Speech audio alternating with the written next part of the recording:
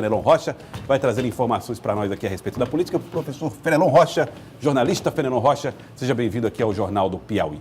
Nós vamos conversar a respeito do nome da oposição, que foi lançado agora, um dos nomes da candidatura que é Luciano Nunes Filho. Isso. Mas antes, eu gostaria, jornalista Fenelon Rocha, que nós falássemos sobre a indicação da ministra do Trabalho, Cristiane Brasil, indicada pelo PTB e que, ao que parece, não vai ter facilidade nenhuma para assumir esse cargo.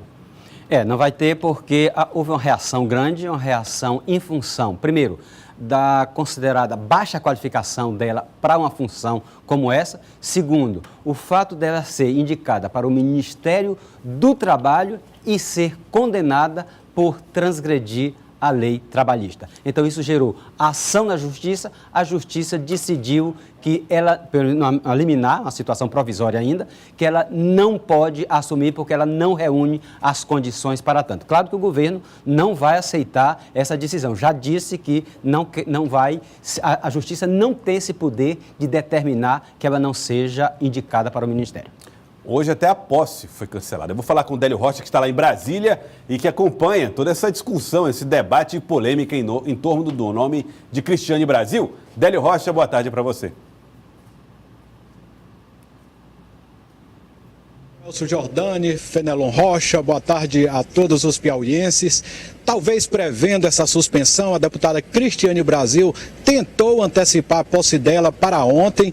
Ela chegou a ligar para o presidente Michel Temer fazendo esse pedido, mas o presidente não acatou o pedido e horas depois veio então a decisão da Justiça Federal do Rio de Janeiro suspendendo a posse da deputada. Agora, informações que a gente tem, que são informações quentinhas, viu, Joelson, dão conta de que o Palácio do Planalto, o espaço cerimonial do Palácio já está preparado para a posse da ministra. Isso porque existe aí uma informação de que essa decisão pode ser derrubada ainda no início da tarde. Mas vale lembrar que mesmo que a ministra Cristiane Brasil assuma, né, ela vai ter que carregar essas acusações e também, né, as condenações que ela já tem na Justiça Trabalhista, como pontuou aí o Fenelon Rocha, são 2 condenações. E vale lembrar que tem uma novidade, hoje uma ex-funcionária, outra, veio a público dizer que ela manteve também uma relação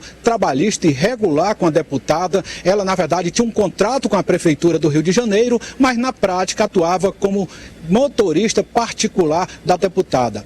E Cristiane Brasil está envolvida ainda em outras polêmicas. Ela foi acusada de ter recebido dinheiro de Caixa 2 da Odebrecht e teria utilizado seu prestígio, o cargo de deputada federal, para conseguir alguns benefícios, como, por exemplo, ela passou a virada do ano, né, o Réveillon, em Fernando de Noronha, isso no hotel da Força Aérea Brasileira. A estadia, claro, foi por conta do contribuinte brasileiro. E eu queria destacar aqui que é curioso que quando ela foi indicada como ministra do Trabalho, o pai dela, o ex-deputado Roberto Jefferson, que já foi condenado no Mensalão, disse que Cristiane Brasil iria então tirar o nome da família da lama. Pelo visto, né, essa família não tem muitos nomes aí bem representativos, Joelson, Fenelon. É verdade, olha, se era para tirar da lama, Fenelon está piorando a situação. Pelo menos ele reconhece que o nome está na lama, né? E ele foi grandemente responsável por isso, pelas ações dele, e ela está seguindo a tradição familiar.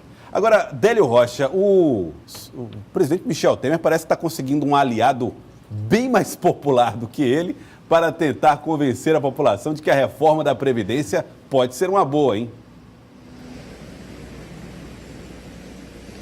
Pois é, Jorge, o presidente Michel Temer está aproveitando esse período de recesso para trabalhar não só nos gabinetes políticos, mas também fora dele, né? Ele esteve nesse final de semana em São Paulo para fazer aquela revisão, né, da cirurgia dele e aproveitou também o tempo na capital paulista para fazer uma visita ao apresentador Silvio Santos, o famoso dono do baú. E ontem, o ministro da Secretaria de Governo, Moreira Franco, celebrava esse encontro. Segundo Moreira Franco, Michel Temer conseguiu um forte aliado à reforma da Previdência, fazendo referência a Silvio Santos. E o balanço desse encontro entre Michel Temer e Silvio Santos é que o presidente da República deve participar de alguns programas no SBT, incluindo os programas apresentados por Silvio Santos e Ratinho. Resta agora saber, viu, Joelso, se a popularidade de Silvio Santos vai contribuir para que o governo aprove a reforma da Previdência no dia 19 de fevereiro.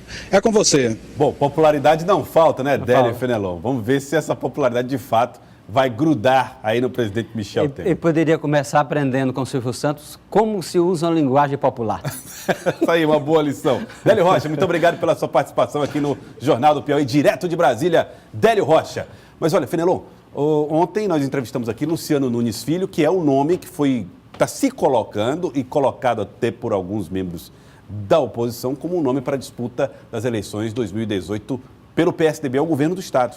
Sim, é um lançamento que tem uma semana, né? Tem uma semana só, foi na terça-feira da semana passada, aqui mesmo no Jornal do Piauí, e desde lá Luciano conseguiu uma mobilização que ninguém esperava.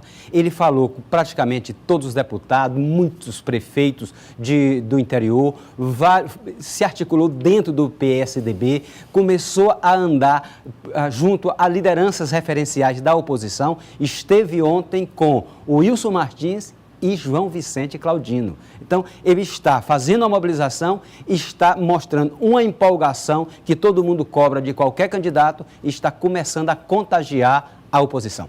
Vamos conversar com o deputado federal Átila Lira, que já está aqui conosco e que pode também nos ajudar a entender como essa candidatura, como esse nome. Tudo bem, deputado? Seja bem-vindo ao Jornal do Piauí. Como é que esse nome mexeu com a oposição agora, da terça-feira para cá? Boa tarde. Bem, o Luciano, considerado um deputado atuante, exemplar, é competente, é um homem respeitado. E o PSDB tinha um candidato natural, que tem ainda, que é o Firmino Filho. Todo mundo sabe que o Firmino é uma candidatura reclamada por todos. E o PSDB tem também um caminho permanente na política de participar de todas as eleições estaduais, sempre com um candidato próprio.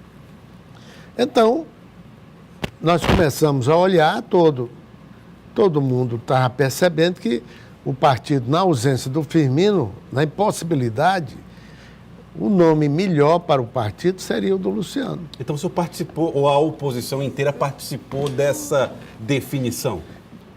Participamos, todos nós participamos no sentido de estimular a candidatura do Luciano. Mas o mais importante, além das qualidades dele, é que ele está disposto. E é um homem que tem uma compreensão da política do Estado, da economia do Estado. É um homem que conhece, já foi secretário de governo municipal em várias oportunidades. E, além do mais, é um sujeito que tem um conhecimento da economia do Estado, da vida política do Estado. Conhece a realidade do Estado e de gestão pública. Exato. E é um homem inconformado com o encaminhamento da política no Estado.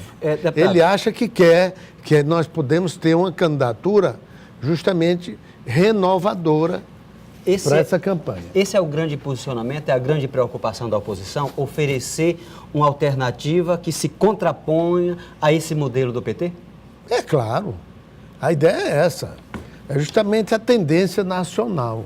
A tendência nacional é de nós elegermos dirigentes comprometidos com o desenvolvimento econômico do Estado ou do país.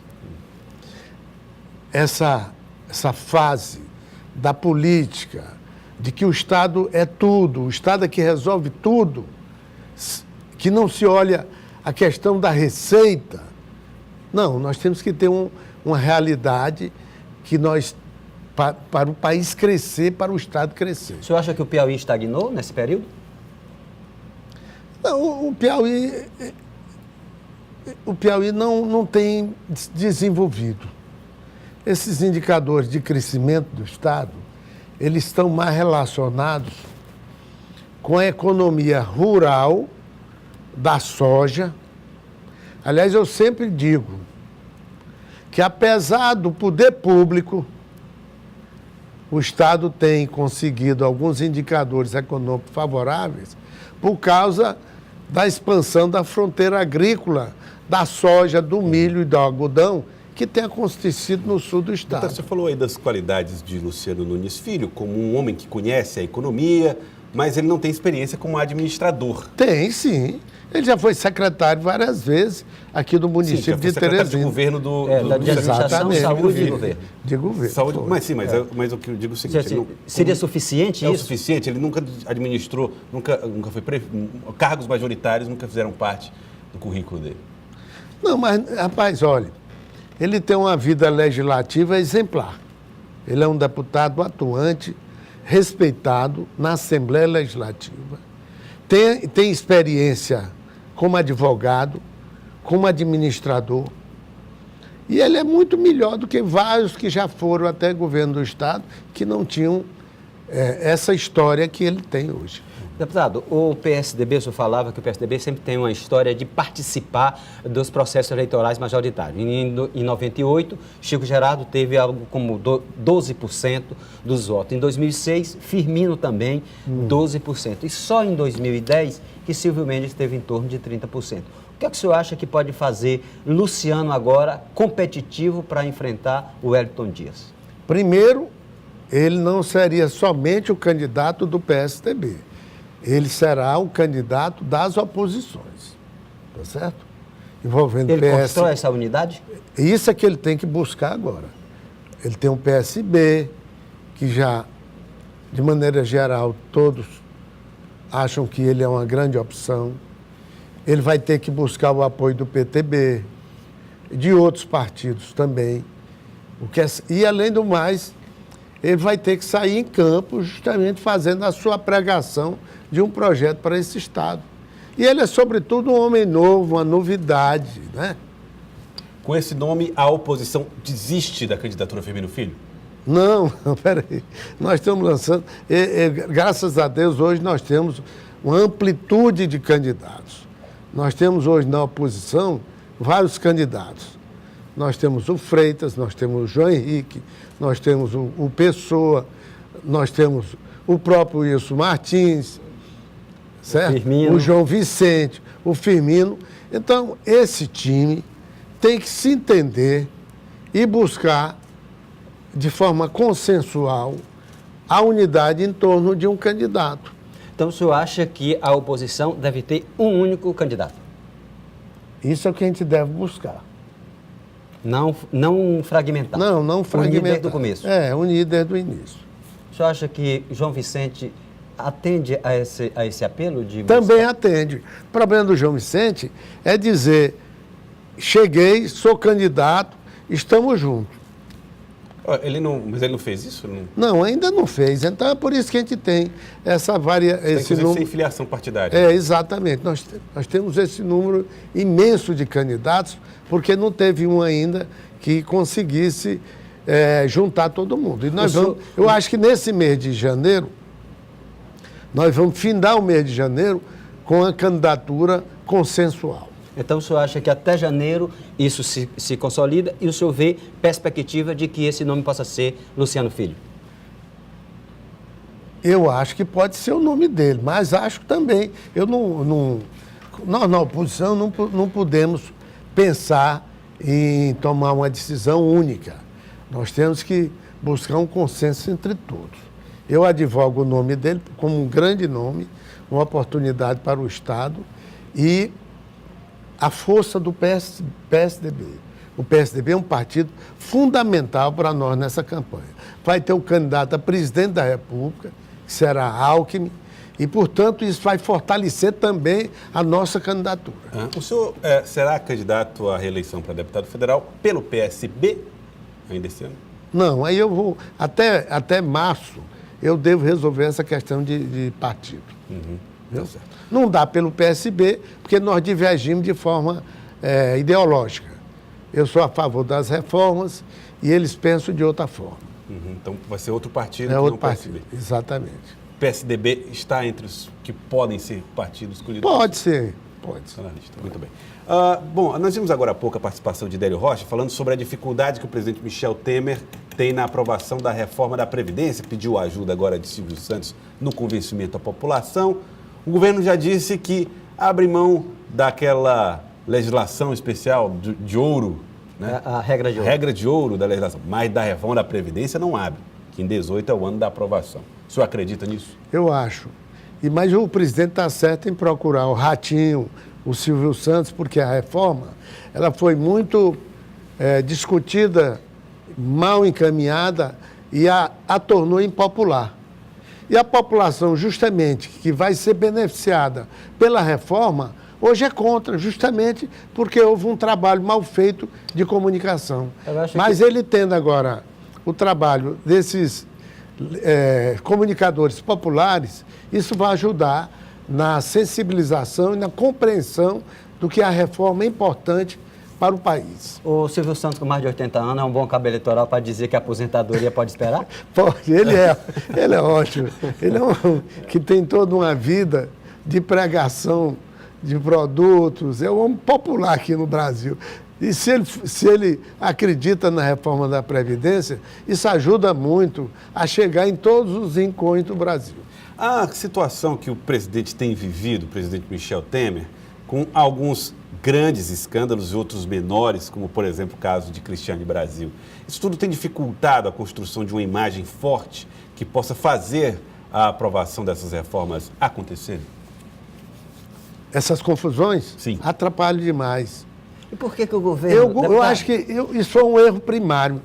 Eu jamais nomearia um secretário ou ministro sem primeiro fazer um exame, um serviço. Hoje o governo tem um serviço de informação que sabe a história de todo candidato para exercício de um cargo. Ninguém pode fazer precipitadamente. Mas é a indicação de um aliado. Não, mas é que seja. Isso é comum hoje. Formação de governo, você está indicado candidato, está indicado para exercer essa função. Mas tem uns pré-requisitos. Tem uns pré-requisitos.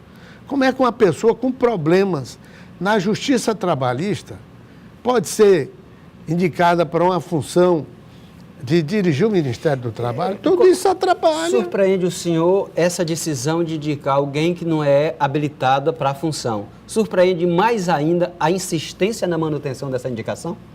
Também. Olha, por exemplo, o Pedro Fernandes, Maranhão. ele foi indicado e foi vetado porque era ligado ao governador do Maranhão. Aí o governo já tinha um erro, né? Porque ele deveria estar informado que o candidato tinha esses problemas políticos. Isso tudo desgasta o governo. Eu nunca vi na minha vida um governador ou um presidente da República ter o seu indicado reprovado pela Justiça. Porque todo governador, todo presidente da República, quando vai nomear um cidadão, ele faz o convite de forma reservada e manda examinar a ficha dele. Como é ele com relação à vida civil, aos negócios, ao conceito público? Não pode. O senhor acha que é muito amadorismo político? Eu acho. Amadorismo. Tá certo. Tá certo? Eu queria agradecê-lo. Toda pessoa que vai trabalhar com você, você procura se informar. Não Vida procura, pregressa. vida pregressa, o atestado de saúde, essas coisas todas. Mas aí você vai... Já tinha um erro com o Pedro Fernandes, que é meu amigo, que eu queria que ele fosse ministro. Mas ele tinha esse problema com o Sarney.